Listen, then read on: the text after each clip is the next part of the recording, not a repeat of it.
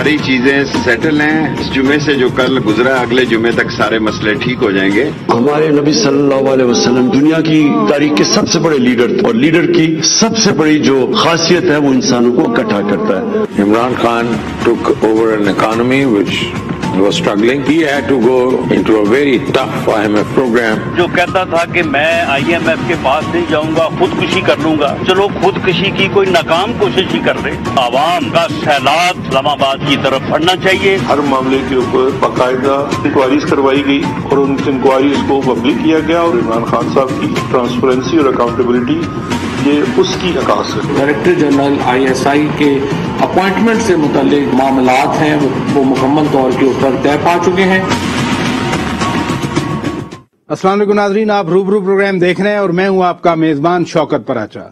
کیا پاکستان اس وقت کسی بحران کا شکار ہے؟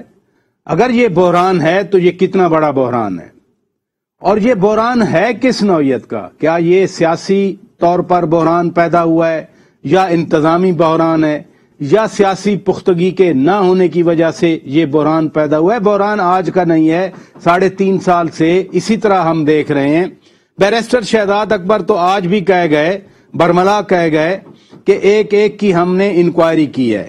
محض مفروضوں کی بنیاد پر احتساب کے نام پر سب کچھ بند کر دیا گیا اور ملک واقعی رک چکا ہے. اوپر سے IMF کی ہدایات پر عوام پر بجلی تو گر چکی، پیٹرول بم اب ہر گھر میں، ہر باورچی خانے میں پھٹ رہا ہے. لوگ کہاں جائیں؟ اگر یہ بحران ہے اور بڑا بحران ہے تو پھر اس کا حل کیا ہے؟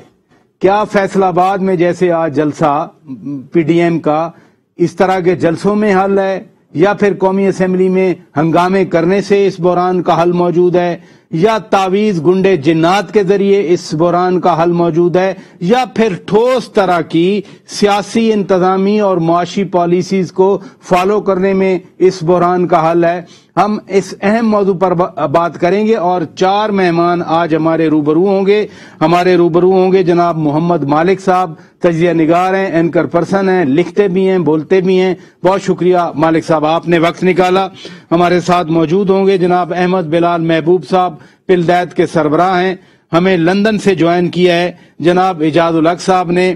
میں پروگرام سے پہلے انہیں کہہ رہا تھا کہ ادھر بحران ہے اور آپ لندن پلان بنا رہے ہیں کوئی وہاں پر بیٹھ کر. بہت شکریہ اعجاز الحق صاحب، آپ نے وقت دیا. اور جنرل امجد شعیب صاحب ہمارے ساتھ موجود ہوں گے ٹیلی فون لائن پر. تمام مہمانوں کا شکریہ. پروگرام کا آغاز کرتا ہوں. مالک صاحب، یہ شیخ رشید احمد نے کل بھی ایک بات کی، آج پھر انہوں نے کہا کہ جمعے تک جا کر یہ معاملہ حل ہوگا. 6 اکتوبر سے army chief general Qamar Javed Bajwa نے ایک فیصلہ کیا، وہ اناؤنس ہوا. 10 روز تک عمل درآمد نہیں ہو سکا، اب جمعے کی بات کی جا رہی ہے. پاکستانی کانٹیکسٹ میں یہ کیا ہے؟ پاکستانی کانٹیکسٹ میں اس کی بڑی امپورٹنس ہے. اگر ساری آپ تاریخ دیکھیں، ایک تو ہر 2.5-3 سال بعد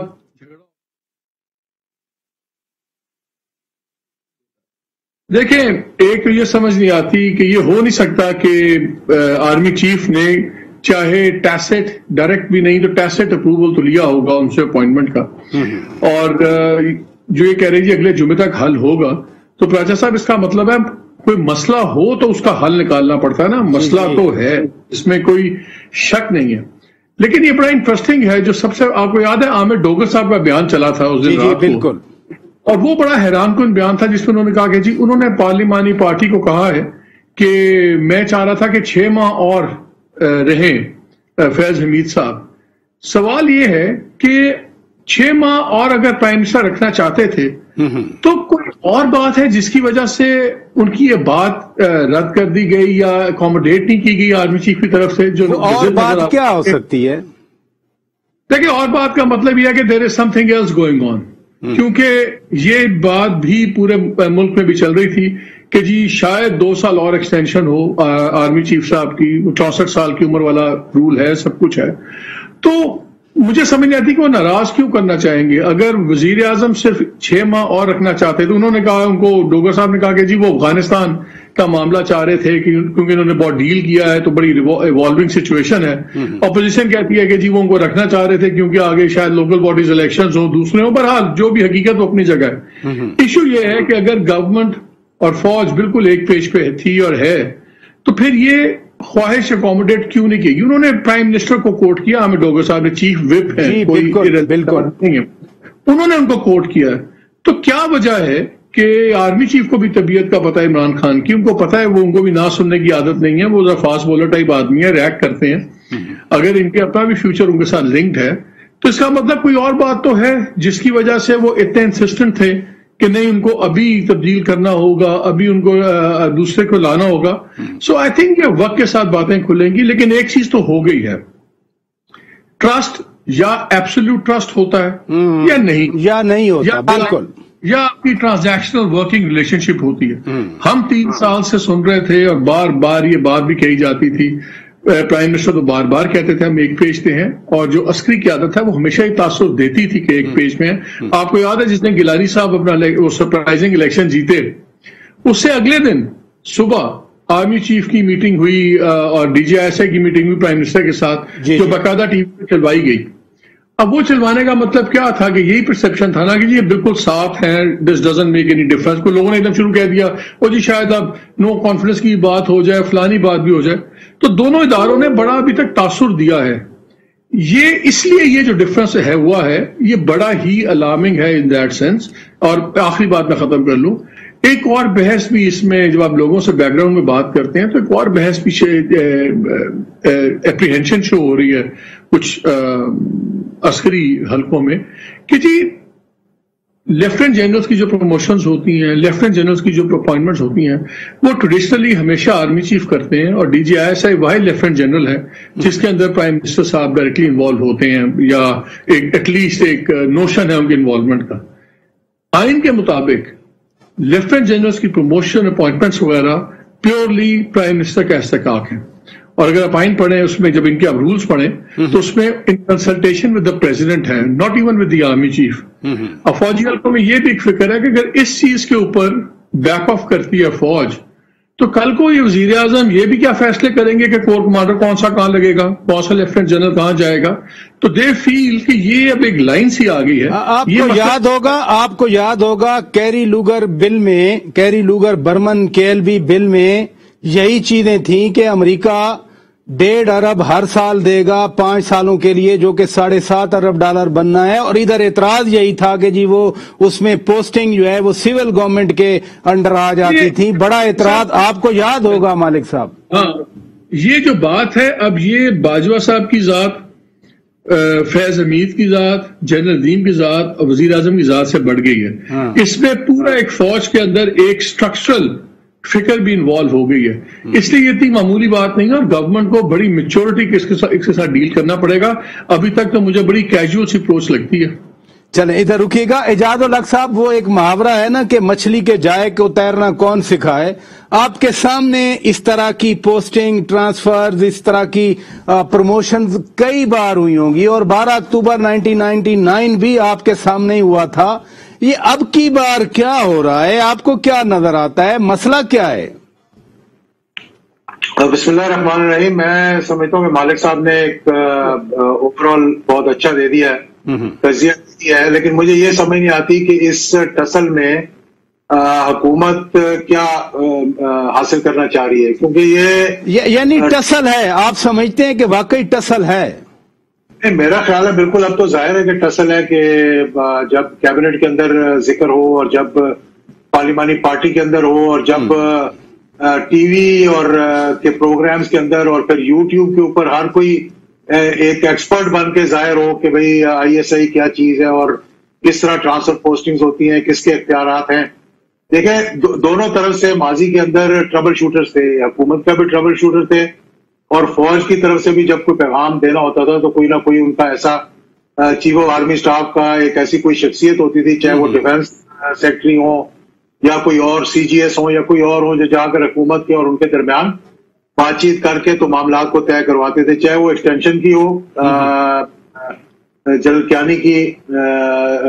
उस वक्त भी मुझे याद है कि सेक्रेटरी डिफेंस ने बड़ा किरदार अदा किया था। और फिर नवाज शरीफ साहब की हुकूमत में आपको पता होगा कि शहबाज शरीफ का और चौधरी निसार का भी एक किरदार। एग्जैक्टली। अब मौजूदा सूरत हाल में मुझे एक याद आ रहा है कि जनरल परवेज मुशर्रफ से एक दफा मेरी मुलाकात हुई तो बात हो रही थी, तो उस वक्त आपको याद होगा कि थोड़े से आपस में इख्तिलाफात पैदा हुए थे। बहुत सी ऐसी बातें हैं जो कि 12 अक्टूबर से पहले भी हुई, खैर वो किसी वक्त बाद में करेंगे। लेकिन एक आपको मालूम होगा कि चेयरमैन जॉइंट चीफ का ओहदा खाली छोड़ दिया गया था बड़े अरसे। बिल्कुल। जनरल परवेज मुशर्रफ समझ रहे थे कि ये नवाज शरीफ ने अचानक जो है मुझे ऊपर भेज देना, यानी एज चेयरमैन जॉइंट चीफ। तो फिर आखिर में वो ट्रबल शूटर्स ने जाके बातचीत की और फिर वहां पर उनको ये ऐलान किया गया कि दोनों ओहदे जो है ये उनके पास हैं। बिल्कुल।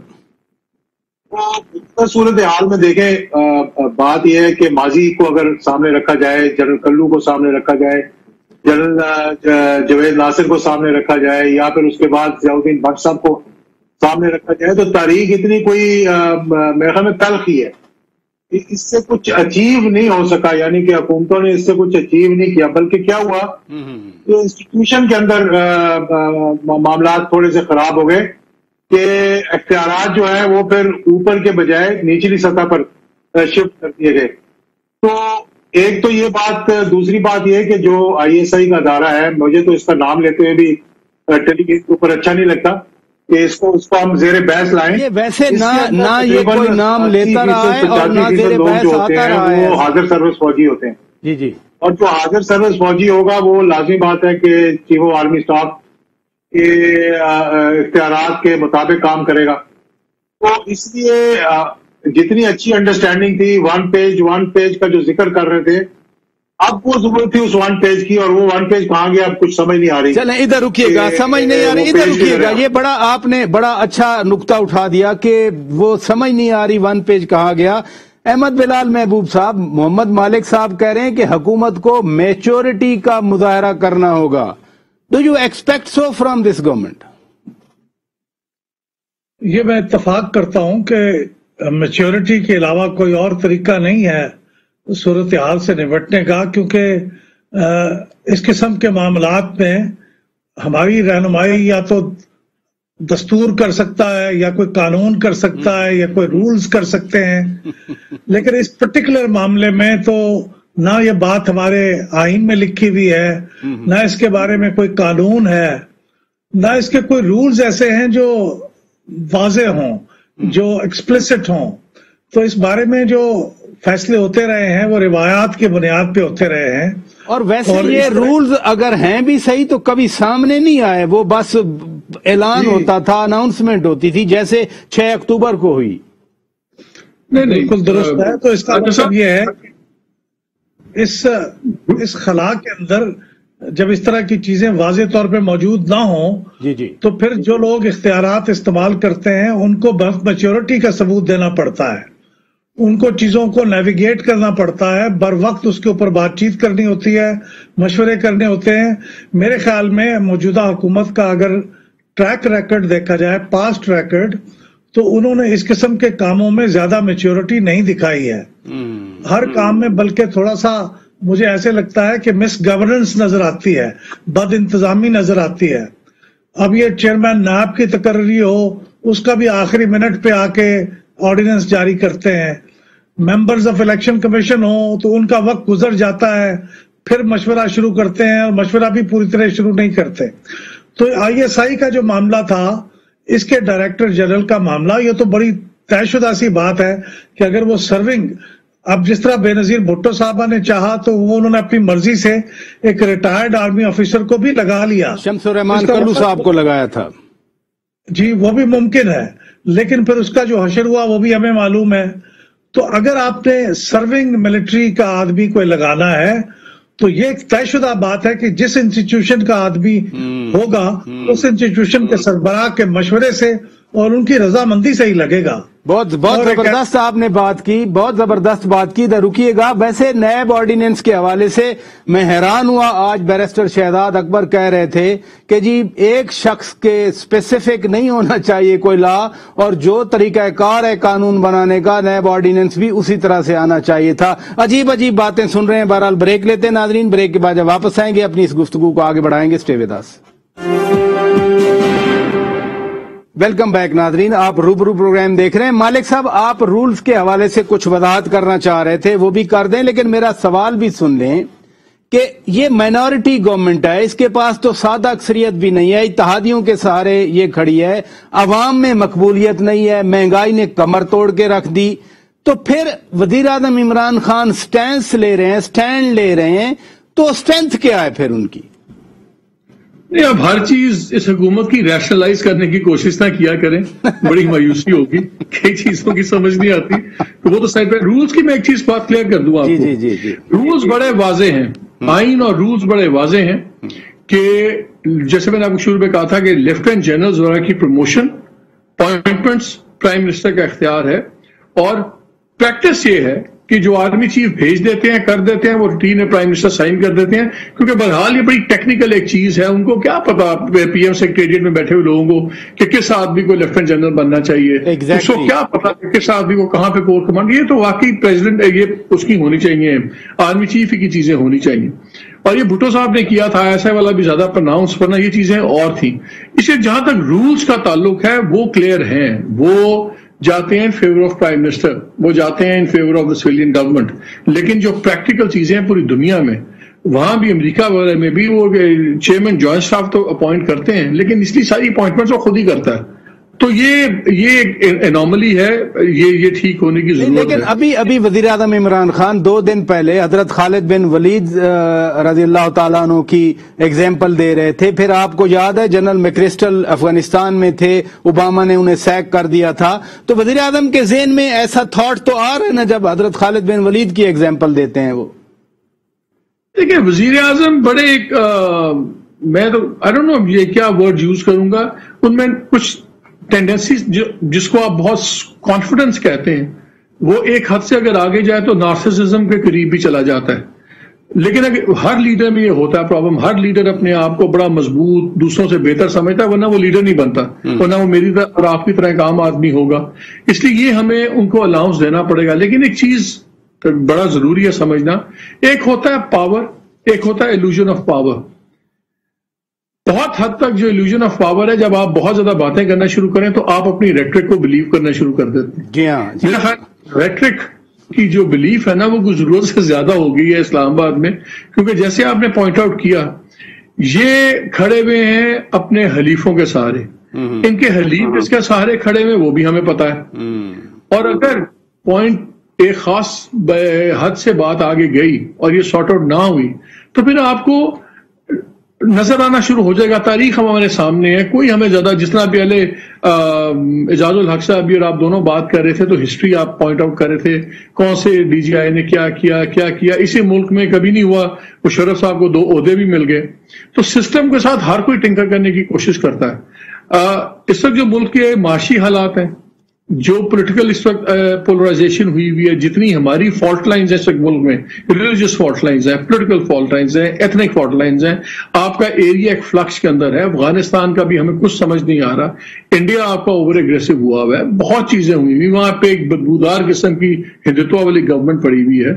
سو اتنے زیادہ بڑے چیلنجز ہیں کہ اگر اس کو پورے کو ایز اے ہول نہ دیکھا گیا, اور عمران خان صاحب بھی ایک اپوائنٹمنٹ کو دیکھتے رہے اور فوج بھی صرف ایک ایشو کو دیکھتی رہی, تو سب سے زیادہ نقصان پاکستان کو ہوگا. بات وہی میچورٹی والی ہے. ادھر رکیے گا. احمد بلال محبوب صاحب, انہوں نے مالک صاحب نے بات کی معاشی حالات کی. اب وہ آج پھر بیرسٹر شہزاد اکبر کہہ رہے تھے کہ جی وہ ہم نے ایک بندے کی انکوائری کی ہے, یعنی احتساب ایسا چلا کہ ملک رک گیا. ابھی بھی یہاں پر ایک مفروضہ ہے کہ جی وہ ہم اکاؤنٹیبلٹی پوری کر لیتے تو پھر کم از کم لوٹی ہوئی دولت آپ کتنی ریکور کر لیتے. آپ نے ریکوری کے نام پہ ملک بلاک کر دیا, کچھ نہیں ہو رہا اس ملک میں. یہ پھر اوپر سے ایسے معاملات آ گئے, کیا کہیں گے آپ؟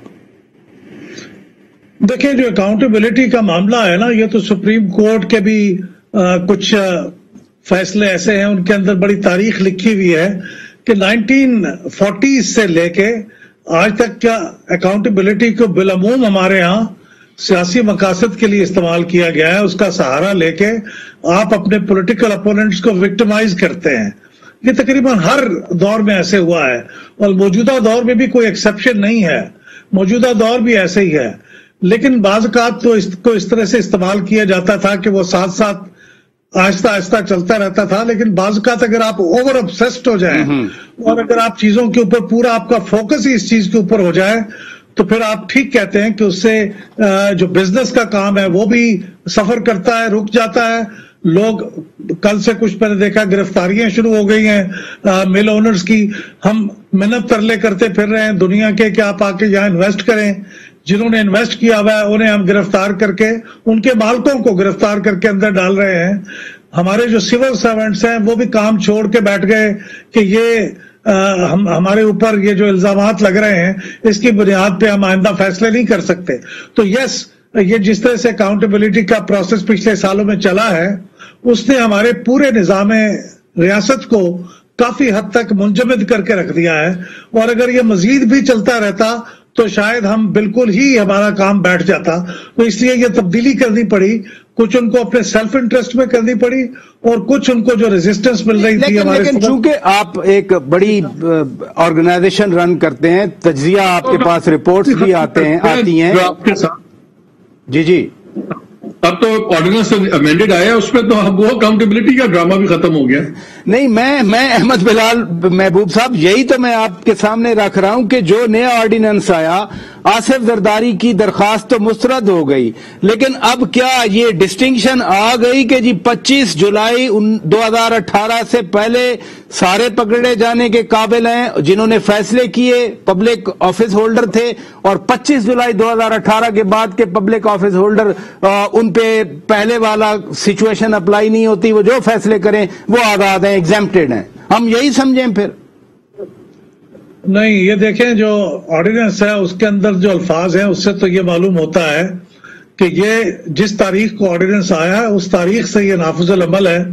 और उसके मुताबिक फिर जो जिन जिन लोगों के मुकदमे चल रहे हैं और वो बराह रास्त करप्शन से मुतल्लिक नहीं है, वो उनके फैसलों की, उसकी गवर्नेंस से मुतल्लिक हैं, उनके जजमेंट से मुतल्लिक हैं, वो या फिर टैक्सों से मुतल्लिक हैं, इस किस्म के मामलात वो उनके रिस्पेक्टिव कोर्ट्स के अंदर मुंतकिल कर दिए जाएंगे।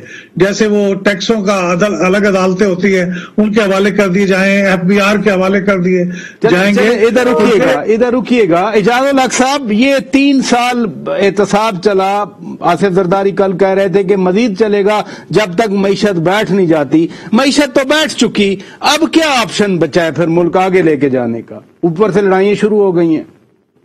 देखिए, जो बात हो रही है इस वक्त सबका यही ख्याल है और मेरा ख्याल है कि इस वक्त 22 करोड़ अवाम जो है वो यही इसी फिक्र में मुब्तला है कि किस तरह से हालात बेहतर होंगे इकोनॉमी के हमारे। कुछ माजी के अंदर हमने देखा कि हमारे टेक्सटाइल इंडस्ट्री जो है वो बहुत बेहतरी आई थी, उसमें एक्सपोर्ट्स हमारी बढ़ी थी टेक्सटाइल की, गारमेंट्स की, क्योंकि कोरोना की वजह से हिंदुस्तान और बांग्लादेश थोड़ा सा पीछे चला गया था। और अभी मैं देख रहा था कि 5 बिलियन का कह रहे हैं कि मजीद टेक्सटाइल के अंदर, गारमेंट्स के अंदर जो है वो इन्वेस्टमेंट पाकिस्तान आ रही है। लेकिन जब हालात बेहतर नहीं होंगे, जब आप हालात साजगार नहीं करेंगे, जब आप इन्वेस्टर फ्रेंडली इकदाम नहीं करेंगे और तब तक लोग फिर नहीं करेंगे। अभी आप देखें ना कि आपको किस तरह से इनडायरेक्ट टैक्सेस जो है इकट्ठे करने पड़ रहे हैं। आपको पेट्रोल की कीमत रातों रात 11 रुपए बढ़ जाती है, इसी तरह घी जो है 150 से 450 पे पहुंच गया, वगैरह वगैरह। आप हर चीजों पे यही है, क्योंकि हुकूमत का जो फोकस है ना वो मेरे ख्याल में एक तो इनका फोकस नहीं है। शुरू में लोगों की बड़ी उम्मीदें थी, खासतौर पर अकाउंटेबिलिटी की बात हुई यहाँ पे कि अकाउंटेबिलिटी के लिहाज से लोगों की बड़ी उम्मीदें थी कि ये शायद एक नई तब्दीली आ रही है जिसमें कि ये करेंगे। लेकिन बाद में पता लगा कि उसमें भी कोई ऐसी पेशरफ्त नहीं हुई, सिवाय इसके कि वो फलूदा अकाउंट या जो इधर उधर से अकाउंट थे उसकी कोई इन्होंने रिकवरी की है 11-12 अरब रुपए की नैब ने, लेकिन एक फोकस्ड मामला जो है वो आगे नहीं बढ़े, ना ही फाइट से कुछ पैसे वापस ला सके। अब आपने देखा कि पेंडोरा बॉक्स नया खुल गया ये, जिसमें भी खास चीज सामने नहीं आई, लेकिन बहुत से लोगों के नाम आए। तो इस पर चाहिए था हुकूमत को कि वो फोकस करती और स्टैंड लेती और जिन लोगों के जो उनके साथ नहीं, वो तो शेख रशीद साहब ने कह दिया था ना पहले दिन ही, शेख रशीद साहब ने पहले दिन ही कह दिया था, इजाजुल हक साहब, शेख रशीद ने पहले दिन ही कह दिया था कि ये पंडोरा बॉक्स तो टाइम टाइम फिश है। इधर रुकिएगा, जनरल अमजद शोएब साहब हमारे साथ मौजूद हैं। जनरल साहब, हम एक ओवरऑल पहले बात कर रहे थे, शेख रशीद ने आज वो जो मसला चला हुआ है उसके लिए आज फिर कह दिया कि जी जुमा तक हल हो जाएगा। अब वो कुछ दोस्त इधर बैठते हैं, वो ये भी मिसाल देते हैं कि जो किसी पे एहसान किया जाए तो उसके शर से बचा जाए, लेकिन समझ नहीं आती किस ने किस पे एहसान किया या किसने किस पर एहसान किया। क्या कहेंगे आप? बिस्मिल्लाहिर्रहमानिर्रहीम। देखिए, क्या वजह किस इशू के ऊपर ये रुके हुए हैं वो तो मेरे में नहीं, लेकिन जो मैं सुनता हूँ समझता हूँ उनसे, वो ये कहते हैं थोड़ा सा एक तकनीकी मसला था, थोड़ा सा प्रोसीजर प्रॉब्लम थी, ये अगर थोड़ी सी थी तो ये तो 15-20 मिनट में, आधे घंटे में टेलीफोन पे सुलझाई जा सकती थी। चले, आपने चीफ से मीटिंग कर ली, मीटिंग के बाद फौरन सुलझ जानी चाहिए थी, लेकिन ये किसी के मुफाद में नहीं था कि इसको इतना तूल दिया जाता। कहीं तो कोई ऐसा मसला है जो हल नहीं हो रहा इनसे, जिसकी वजह से। जनरल साहब, हम तो सच्ची बात है, मैं तो आपसे यही समझने की कोशिश कर रहा हूँ, आपका बड़ा वास्ट एक्सपीरियंस है और मुतअद्दिद बार पहले एग्जाम्पल दी गई, ये तकनीकी मसला क्या हो सकता है आपकी नजर में? देखिए, मेरी नजर में तो ये तकनीकी मसला सवाए इसके जो मैं समझा वो ये है कि जब आर्मी ने एक अपनी तरफ से पोस्टिंग ऑर्डर निकाला तो वो उनकी कंपल्शन थी, क्योंकि उसमें 2-3 लोगों की प्रमोशंस थी और एक सर्कुलर पोस्टिंग ऑर्डर था जिसमें काफी सारे लोग जो हैं वो मूव कर रहे थे, तो वो रुका हुआ था मामला, उन्होंने देना था। लेकिन ये पोस्टिंग ऑर्डर लाजमन प्राइम मिनिस्टर से पहले पूछ के उनसे, यानी ये क्लियरेंस भी होगी, क्लियरेंस वर्बल लेते हैं वो, वर्बल अमूमन होता है, वर्बल क्लियरेंस ले लेते हैं आप, और फिर वो समरी बाद में आती रहती है। हो सकता है कि वर्बल क्लियरेंस पे इन्होंने पोस्टिंग ऑर्डर इशू किया है, प्राइम मिनिस्टर ने कहा हो कि जनाब ये जब समरी नहीं गई तो आपने क्यों इशू किया।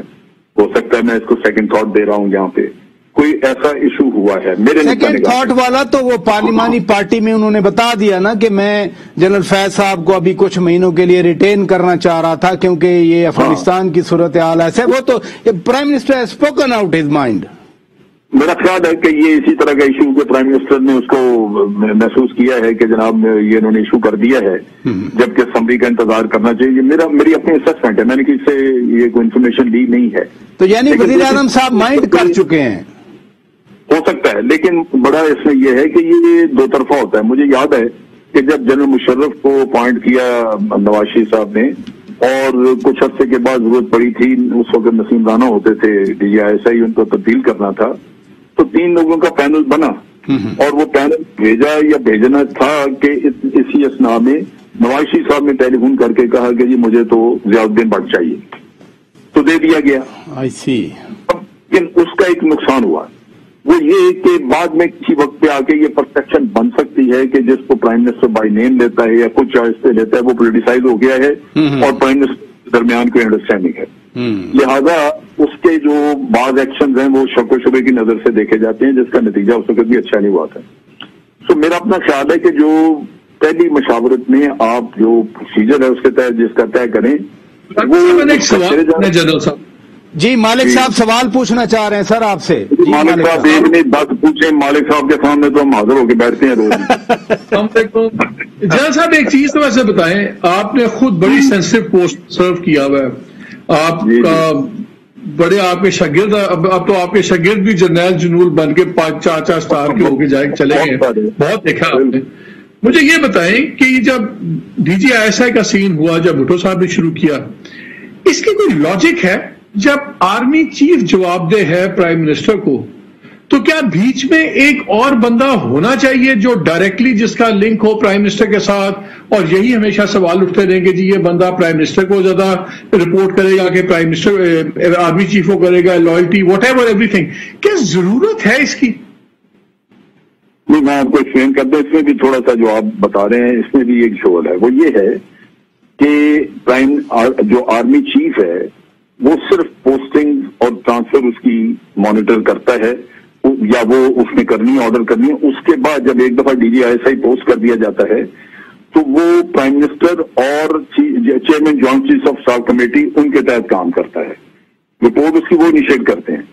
उसकी वजह ये है कि ये तीनों सर्विसेज को रिप्रेजेंट करना शुरू कर देता है। तो तीनों chief of army staff, naval staff और एयर स्टाफ वो एक लेवल पे आ जाते हैं as far as the relationship between DGISI is concern. लिहाजा वो ताल्लुक उसका रहता नहीं। लेकिन मसला ये है कि उसने रिवर्ट होना है, वापस जाना आर्मी में, और उसका सब्सिक्वेंट कैरियर उसने लुक आफ्टर करना है चीफ ने। सो नेचुरली वो naval chief, army chairman, joint staff, naval chief और एयरफोर्स चीफ सारे आर्मी चीफ के नीचे ही हैं प्रैक्टिकली, जो हमारी हकीकत है 70 साल की, तो उसको हम प्रिटेंड नहीं कर सकते कि नहीं एग्जिस्ट करते। प्रैक्टिकली इसलिए कि आर्मी जो है एक प्रोडोमिनेंट कंपोनेंट है, एक बहुत बड़ा कंपोनेंट, बाकी बहुत छोटे कंपोनेंट है। लेकिन मैं जो चीज वादे करने लगा तो वो ये थी कि जब उसने तो आना वापस इधर ही चीफ ऑफ आर्मी स्टाफ के पास, लेकिन एक आ सकता है ऐसा कि जो DGISI आपने लगाया है वो चीफ बनने के रन में हो, उसको अंदाजा हो कि अगर मैं रन में हूं या जो मौजूदा चीफ है इसका टेन्योर किसी तरह कम हो जाए तो मैं बन सकता हूं।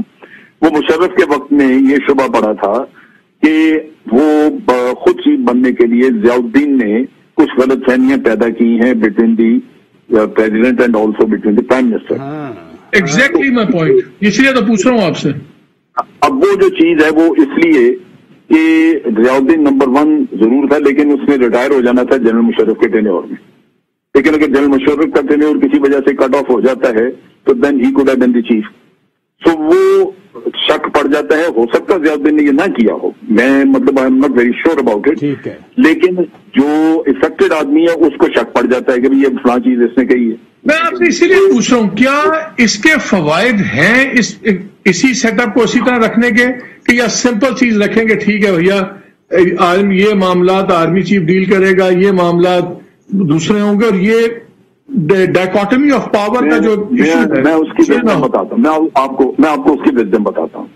देखिए बात यह है कि आर्मी 3, 4 या 5 आदमियों के नाम भेजती है। उसमें जो उनकी साइड की स्टोरी है वो ये होती है कि वो देखते हैं कि स्लॉट के लिए सूटेबल कौन है, किसकी कैरियर रिक्वायरमेंट आगे क्या है, और फिर उसके साथ साथ कौन शख्स है जिसको स्पेयर किया जा सकता है इस काम के लिए। वो अपने 3-4 डिपार्टमेंट देख के 3-4 लोगों का पैनल बना के भेजते हैं। प्राइम मिनिस्टर अपने तौर पर उनमें से देख सकता है कि इनमें से कोई पोलिटिसाइज तो नहीं है, किसी की इंफॉर्मेशन दाएं बाएं तो नहीं है, वो IB से चेक कराए, किसी और से चेक करे, अपने लोगों से, मिनिस्टर से पूछे जो उनको जानते हों, उनके इलाके कोई लोग हों, तो वो कर सकता है। उसको एक चॉइस मिल जाती है कि वो ये काम अपनी सोच को देख ले के भी ये न्यूट्रल सा आदमी आ गया। जनरल साहब अब तो IBB जो है वो इकट्ठी जब हमारी इंटेलिजेंस सर्विसेज हुई हैं तो IBB अंडर आ गई है। मैं ब्रेक ले लेता हूं, ब्रेक के बाद हम अपनी गुफ्तगू को आगे बढ़ाएंगे। Stay with us.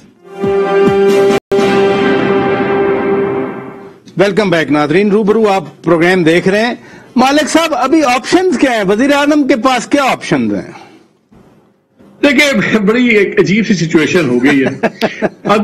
अगर वो बंदा बदल देते हैं, ठीक है, सारे के गो हो जी फौज की सुक्की हो गई, कौन सा बंदा बदल देते हैं? DGISI, अगर DGISI नया बंदा आ जाता है फॉर एग्जाम्पल, ठीक है, अगर वो वही बंदा रखते हैं तो सारे कहेंगे देखें जी प्राइम मिनिस्टर साहब ने पहले ही अगर करना था गंद मार के क्यों किया, दूध में महंगी क्यों डाली है, और वही करना था तो वो क्यों किया, अगेन ही लुक्स बैड। और अगर ये बहस तो शुरू होगी कि निजाम क्या होना चाहिए क्या नहीं होना चाहिए। अब इसमें विन विन सिचुएशन कोई नहीं है। फर्क सिर्फ यह है कि जितनी जल्दी इसको खत्म कर देंगे उतना ही आपका मिटिगेट हो जाएगी सिचुएशन, उतना ही डैमेज कम से कम होगा और उसको रिकवर करना, दोबारा ट्रस्ट बिल्डिंग करने का जरा आसान हो जाएगा। Well said. इधर रुकिएगा इजाजुल हक साहब, अपोजिशन के पास क्या ऑप्शन है? क्या फैसलाबाद वाला जलसा, इस तरह के जलसे, या फिर पीर को जैसे कहा कि हम कौमी असेंबली में हंगामा करेंगे?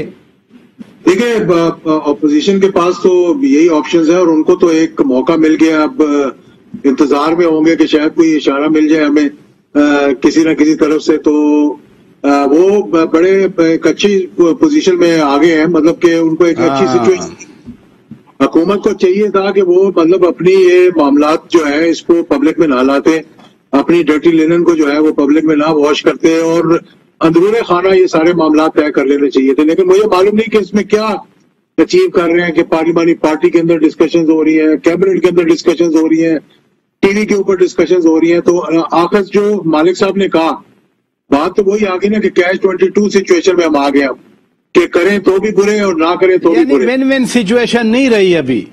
हाँ बिल्कुल, अभी फौरी तौर पे उनको चाहिए कि कुछ ना कुछ इसका हल निकाल दें और एक और मीटिंग कर लें चीफ आर्मी स्टाफ के साथ और उनको कह दें कि साहब आप तो लंदन में बैठ के कह रहे हैं ना कि जल्दी करें, लेकिन शेख रशीद आज भी जुम्मे की बात कर गए। अहमद बिलाल महबूब साहब, माइनॉरिटी गवर्नमेंट कहूंगा, इत्तेहादियों के सारे खड़ी है, इत्तेहादी क्या कर सकते हैं? इत्तेहादी माजी में जो करते रहे हैं वो इस वक्त भी कर सकते हैं।